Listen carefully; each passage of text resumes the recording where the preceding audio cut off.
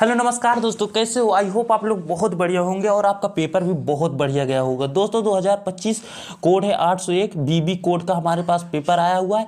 तो इसका पूरा इसका सल्यूशन करा रहा हूँ और मिला लीजिए आपका कौन कौन सा सही है, कौन कौन सा और गलत है, और अपना नंबर कमेंट में जरूर बताइएगा। चलिए शुरुआत करता हूँ खंडा से। खंडा जो बहुविकल्पी प्रश्न है, देखिए पहला प्रश्न क्या है, बादल की मृत्यु किसकी रचना है। दोस्तों जितना मैं बताया था पूरा सेम क्वेश्चन फंस रहा है पेपर में, आप लोग ध्यान नहीं दिए थे, नहीं बहुत सही आपका पेपर जाता। तो देखिए बादल की मृत्यु, सीधा मैं आंसर बता रहा हूँ क्योंकि टाइम बहुत कम है हमारे पास। देखिए ऑप्शन 20 का होगा, राम कुमार वर्मा की है। बादल की मृत्यु राम कुमार वर्मा की, ऑप्शन 20 का एकदम राइट होगा। आपने लगा कर आया तो आपका एक नंबर पक्के। अब देखिए दूसरा प्रश्न क्या है, दूसरा प्रश्न क्या है, किस कहानीकार की कहानियां मानसरोवर नाम से 8 भागों में संकलित है। तो देखिए किस कहानीकार की कहानियां मानसरोवर नाम से 8 भागों में संकलित है। तो देखिए जिसका होगा वह मुंशी प्रेमचंद जी की है, ऑप्शन डी इसका एकदम सही होगा। और देखिए शेखर एक जीवनी उपन्यास के लेखक हैं, शेखर एक जीवनी उपन्यास के लेखक हैं अज्ञेय जी, ऑप्शन सी इसका एकदम सही होगा। अरे यायावर रहेगा याद की विधा है, देखिए नाटक उपन्यास, तो देखिए इसमें जो होगा वह होगा यात्रा साहित्य, ऑप्शन सी इसका एकदम सही होगा। हरिवंश राय बच्चन द्वारा लिखी आत्मकथा के 4 भागों में सम्मिलित नहीं है। तो देखिए जो हरिवंश राय बच्चन की 4 भागों में सम्मिलित नहीं है आत्मकथा, वह है मेरी आत्म कहानी, ऑप्शन ए इसका एकदम सही होगा। देखिए आगे क्या है, रीतिकाल की काव्य भाषा है खड़ी बोली। देखिए रीतिकाल में जो दरबारी कवि होते हैं उनकी भाषा है ब्रज भाषा,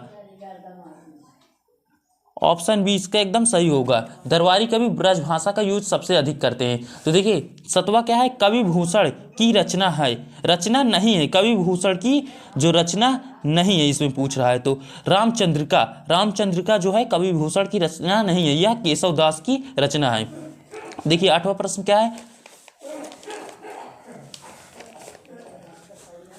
द्विवेदी युग नामकरण किस साहित्यकार के नाम के आधार पर किया गया। द्विवेदी युग का नामकरण किस साहित्यकार के नाम के आधार पर किया गया, तो वह है महावीर प्रसाद द्विवेदी, ऑप्शन डी इसका एकदम राइट होगा। देखिए 9वां प्रश्न क्या है, तार सप्तक के कवियों को अज्ञेय ने क्या कहकर संबोधित किया। तार सप्तक के जो कवियों थे उसको अज्ञेय ने क्या कहकर संबोधित किया। तो देखिए राहों के अन्वेषी, ऑप्शन ए इसका एकदम राइट होगा। देखिए 10वां प्रश्न क्या है, धूप के धान रचना किसकी है। धूप के धान रचना किसकी है, तो वह है गिरजा कुमार माथुर की, ऑप्शन बी इसका एकदम राइट होगा। देखिए 11वां प्रश्न पर आते हैं।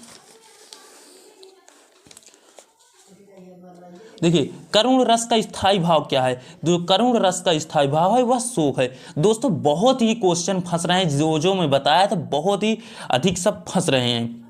देखिए 12वां प्रश्न क्या है, चमचमात चंचल नयन बिच घूंघट पट झीन मानव सुर सरिता विमल जल दृग उछरत जुगमीन।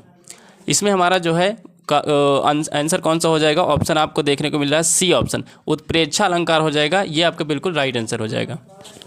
और देखिए 13वां प्रश्न क्या है, रोला छंद किस प्रकार का छंद है। देखिए इसमें दे रहा है रोला छंद, वह किस प्रकार का छंद है।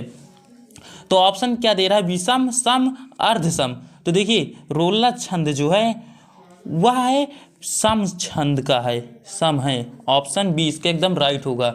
देखिए 14वां प्रश्न क्या है, अध्यक्ष में प्रयुक्त उपसर्ग है। अध्यक्ष में प्रयुक्त उपसर्ग क्या है, तो वह है अधि है, ऑप्शन ए इसका एकदम राइट हो जाएगा।